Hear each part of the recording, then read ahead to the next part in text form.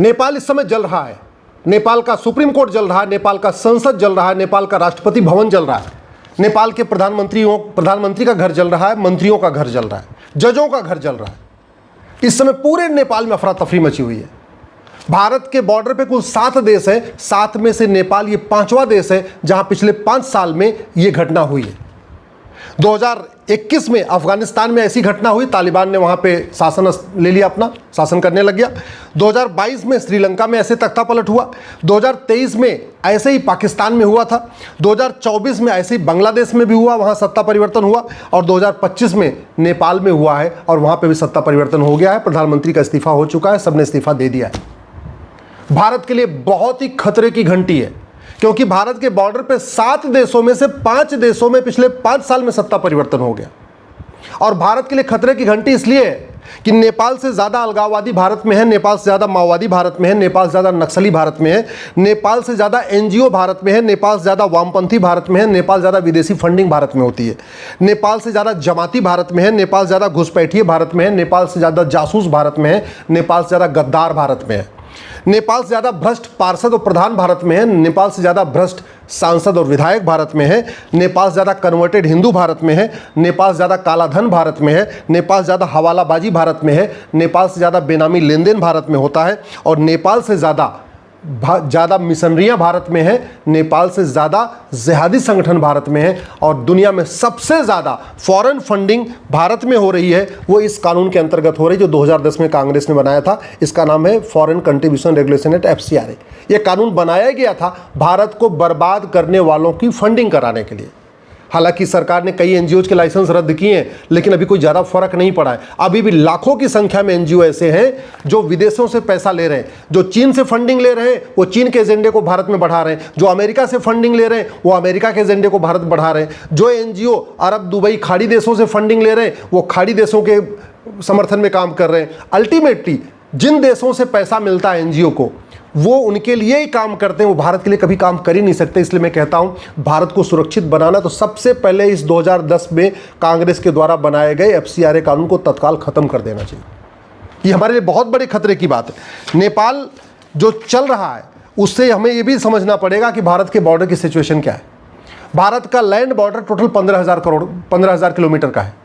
लगभग जो समुद्र का बॉर्डर है वो 11,000 किलोमीटर का है। समुद्र के बॉर्डर पे नेवी अपना काम कर रही है, वहाँ लोग काम कर रहे हैं, लेकिन ज़्यादातर जो खतरा बढ़ा हुआ है वो हमारा लैंड बॉर्डर पे है।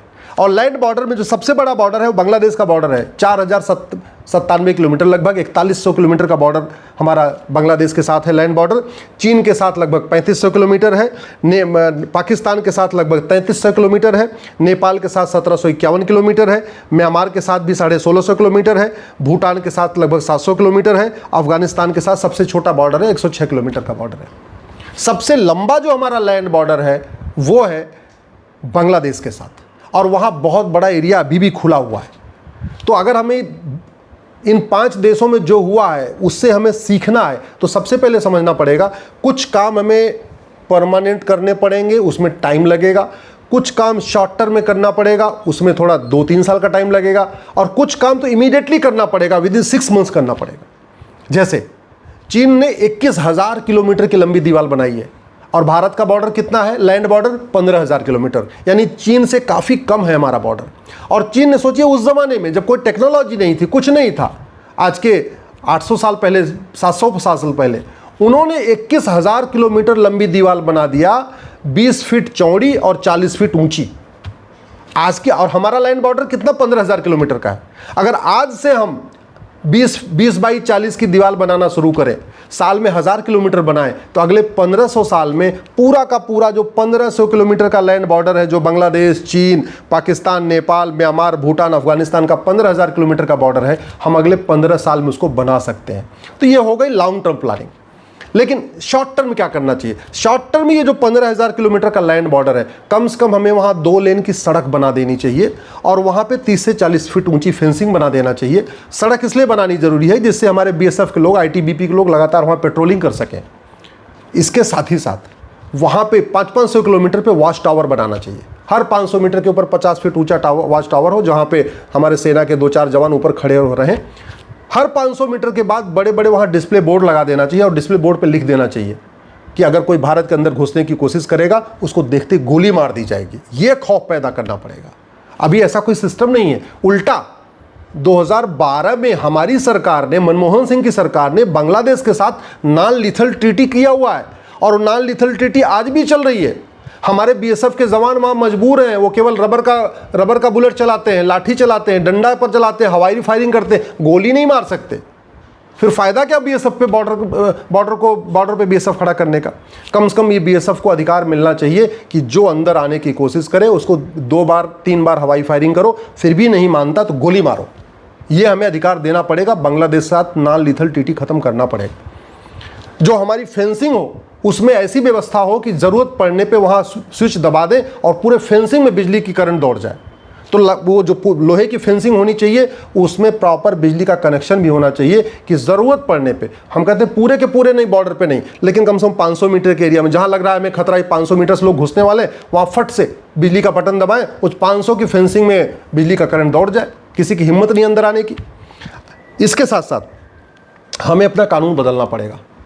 जब तक हम कानून नहीं बदलेंगे खौफ नहीं पैदा होगा। बॉर्डर पे खौफ पैदा करने का 2 ही तरीका है। वहाँ जगह जगह बोर्ड लगा दिया जाए कि भैया बॉर्डर पे अगर कोई दिखाई पड़ा गोली मार देंगे, अंदर घुसने का प्रयास किया। वहाँ ये भी लिखा हो अगर घुस गए अंदर तो हमारा कानून ऐसा है कि साल भर के अंदर हम फांसी पे चढ़ा देंगे।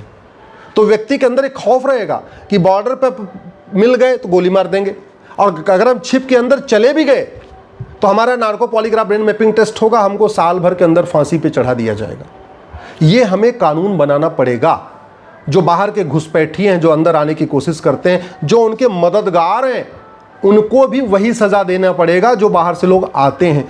तब जाके कानून का खौफ पैदा होगा। तो इसलिए मैंने कहा, एक तो हुआ चीन जैसी दीवार 15,000 किलोमीटर पे, उसमें लगभग 15 साल लगेगा अगर प्रति वर्ष हम 1,000 किलोमीटर लंबी दीवार बनाए तो। दूसरा जो अगले 3 साल में पूरा हो सकता है, 2 लेन की 3 लेन की सड़क, पूरे बॉर्डर पे 15,000 किलोमीटर पे रोड बना दे, वहाँ फेंसिंग खड़ी कर दे, आवाजाही भी रहेगी, लोग बॉर्डर पे भी जाएंगे भी, हमारे देश के लोग वहाँ बॉर्डर तक पहुँच भी जाएंगे, देखेंगे, अपना बॉर्डर भी देखेंगे, और साथ ही साथ सेना की आवाजाही वहाँ बनी रहेगी। वहाँ पे सीसीटीवी की व्यवस्था हो, वहाँ पे बिजली के करंट भी फेंसिंग में बिजली के करंट मारने की भी व्यवस्था हो, वॉच टावर भी लगा हो, जगह जगह डिस्प्ले बोर्ड भी लगा हो, हर 2 घंटे पे वहाँ लाउड स्पीकर से ऐलान भी किया जाए कि भी भारत के अंदर प्रवेश करना जघन्य अपराध है, पकड़े जाने पे गोली मार दी जाएगी और अंदर गए तो फांसी दे दी जाएगी कोर्ट के द्वारा। ये व्यवस्था करनी पड़ेगी।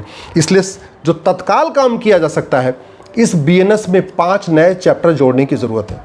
बीएनएस में एक चैप्टर जोड़ना चाहिए ऑफेंस रिलेटिंग टू इन्फिल्ट्रेशन, दूसरा चैप्टर जोड़ना चाहिए ऑफेंस रिलेटिंग टू करप्शन, क्योंकि जो बाहर अंदर बैठे हुए हैं गद्दार जासूस, ये इनको पैसा आ रहा है। इस पैसे के लिए ये विदेशी एजेंडा चला रहे हैं। कोई चीन का एजेंडा चलाता है, कोई पाकिस्तान का एजेंडा चलाता है, कोई बांग्लादेश का एजेंडा चलाता है, सारे कोई ह्यूमन राइट के नाम पे एजेंडा चला रहे हैं, कोई सुप्रीम कोर्ट पहुंच जाते हैं, कोई हाई कोर्ट पहुंच जाते हैं। ये जो एजेंडाधारी हैं, चाहे वो वकील हों, चाहे एनजीओ हैं, या जो भी सामाजिक कार्यकर्ता के नाम पर खेल चल रहा है, वो तभी बंद होगा जब बाहर से फंडिंग बंद होगी।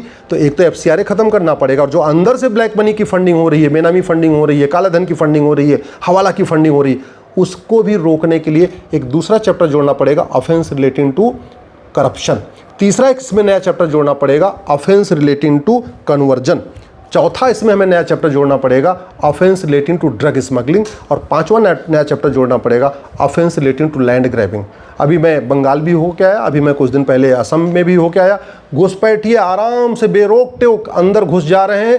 अंदर आने के बाद हाईवे के किनारे, रेलवे के किनारे, सड़क के किनारे, बस अड्डे के किनारे झुग्गी बना लेते हैं। क्यों? क्योंकि भारत में ज़मीन पे कब्जा करना कोई जघन्य अपराध नहीं, अवैध अपराध नहीं है, कोई बहुत गंभीर अपराध नहीं। तो इसलिए 5 चैप्टर जरूरी है, offence relating to infiltration, offence relating to corruption, offence relating to conversion, offence relating to drug smuggling, offence relating to land grabbing. सबसे बड़ी बात, ये जो 5 चैप्टर है, हमें इसको राष्ट्र की सुरक्षा के लिए खतरा घोषित करना पड़ेगा। और राष्ट्र की सुरक्षा के लिए खतरा घोषित करने के लिए ज़रूरी है, हमारे पास नेशनल सिक्योरिटी एक्ट है, इसमें हम लिख दें कि ये infiltration, corruption, conversion, drug smuggling, land grabbing, ये राष्ट्र की सुरक्षा के लिए खतरा है। जो ये 5 अपराध करेगा उसके ऊपर एनएसए लगेगा।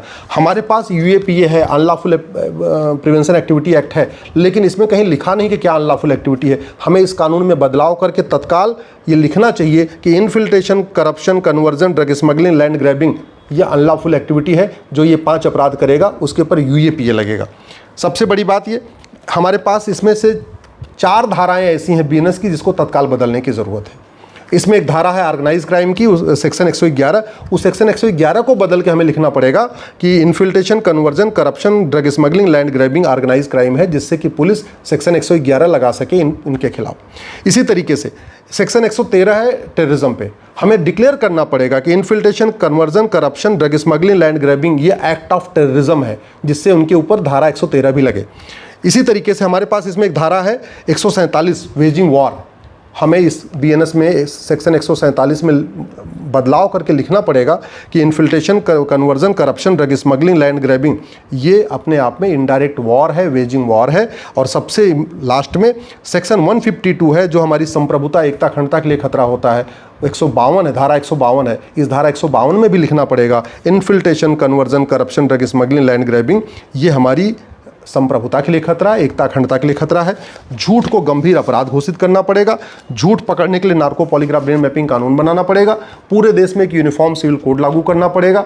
और सबसे इंपॉर्टेंट, बॉर्डर पे कुल 17 राज्य हैं, 17 राज्यों के 92 डिस्ट्रिक्ट्स बॉर्डर पे हैं। अब सरकार 17 राज्यों को तो यूनियन टेरिटरी डिक्लेयर नहीं कर सकती। हाँ, उन 17 राज्यों के जो 92 जिले हैं जो बॉर्डर पे हैं चारों तरफ भारत के, उनको सरकार अपने अंडर में ले सकती है। और भारत के संविधान का आर्टिकल 355 ये केंद्र सरकार को अधिकार देता है कि वो एक्सटर्नल एग्रेशन रोकने के लिए, इंटरनल डिस्टर्बेंस रोकने के लिए जो कदम उठाना चाहती उठाए। तो सरकार को बॉर्डर के 92 डिस्ट्रिक्ट्स तत्काल अपने कंट्रोल में ले लेना चाहिए। नहीं 92 डिस्ट्रिक्ट ले रही सरकार, तो कम से कम बॉर्डर की जो 300 तहसीलें हैं उनको ले ले। मेरा मानना है कि तहसील से ठीक नहीं रहेगा, क्योंकि एक तहसील आएगी, दूसरी तहसील किसी और में रहेगी। बेटर ये है कि जो 92 जिले हैं भारत के बॉर्डर पे, उसको केंद्र सरकार अपने अंडर में ले ले, उसको यूनियन टेरिटरी डिक्लेयर कर दे। उसकी जो डीएम हो, कलेक्टर हो, एसपी हो, कप्तान हो, सबकी रिपोर्टिंग सीधे केंद्र सरकार को होनी चाहिए, तब भारत बचेगा। इसके साथ साथ एक आपको यूनिफॉर्म पुलिस कोड लागू करना पड़ेगा, यूनिफॉर्म जुडिशियल कोड लागू करना पड़ेगा, यूनिफॉर्म एडमिनिस्ट्रेटिव कोड लागू करना पड़ेगा, यूनिफॉर्म सिटीजनशिप कोड लागू करना पड़ेगा। फर्जी जो डॉक्यूमेंट बन रहा है इसको जघन्य अपराध घोषित करना पड़ेगा। पार्षद प्रधान जो अभी आधार बनाने का उनको अधिकार मिला है कि उनकी चिट्ठी से आधार बन रहा है, इसको बंद करना पड़ेगा। कोई भी डॉक्यूमेंट तभी बनना चाहिए जब पार्षद रिकमेंड करे, विधायक उसको आगे बढ़ाए, फॉरवर्ड करे और सांसद उसकी स्वीकृति दे। पार्षद प्रधान के ऊपर विधायक, विधायक के ऊपर सांसद, ये तीनों का जब सिग्नेचर हो तब आधार बनना चाहिए, तब राशन कार्ड बनना चाहिए, तब ड्राइविंग लाइसेंस बनना चाहिए, तब बर्थ सर्टिफिकेट बनना चाहिए, तब वोटर आईडी बनना चाहिए। ये हमें करना पड़ेगा। तो कम से कम नियम कानून बदलने वाला काम अगले 6 महीने में कर लेना चाहिए, सड़क बनाने वाला काम अगले 3 साल में कर लेना चाहिए। लेकिन जो परमानेंट सोल्यूशन है वो चीन जैसी दीवार 20 बाई 40 की या 25 बाई 50, 25 फीट चौड़ी, 50 फीट ऊंची, पूरे बॉर्डर पे जो 15,000 किलोमीटर है वहाँ हमें दीवार बनानी चाहिए। बहुत बड़ा खतरा बढ़ रहा है। बॉर्डर के हमारे जो 5 देश हैं वहाँ पे ये अराजकता हो चुकी है। एक चीन बचा हुआ, एक भारत बचा हुआ है, भूटान बचा हुआ है। ये हमारे लिए बहुत बड़ा ये चिंता का विषय है, इसलिए तत्काल नियम कानूनों को बदलना चाहिए।